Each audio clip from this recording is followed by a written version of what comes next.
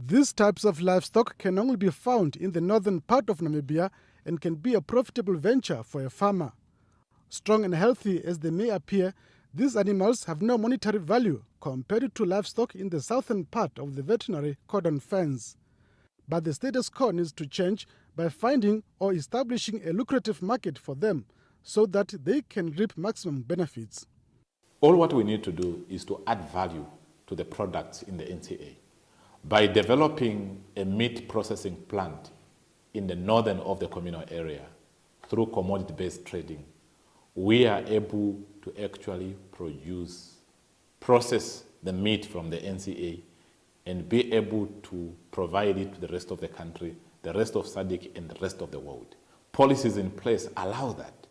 Mushoko argues that failure to find a lucrative market by the leadership would deny these livestock producers a decent living.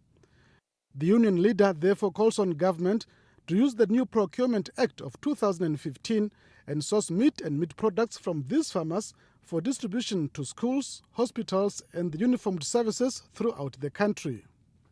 So the meat from the NCA will have to be eaten in the southern part of the country as well for us to have a bigger voice and start advocating for this meat to be exported to other countries. That's very, very crucial. So these are some of the strategies that are very clear that we should implement in order for us to open up the market and to make agriculture more vibrant.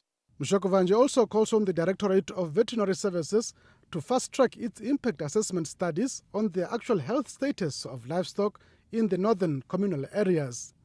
He maintains that the foot and mouth disease cannot be a reason for the lack of markets for these farmers. At the same time, he complained about the high export of livestock on hoof to South Africa, saying this is equal to the exporting of jobs that could have been created locally.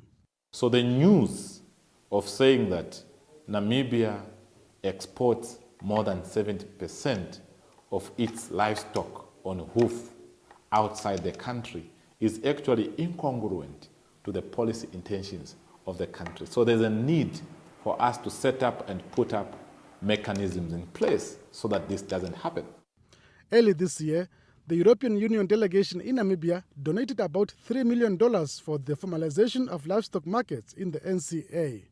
Jeff Tashihumino, NBC News, Windhoek.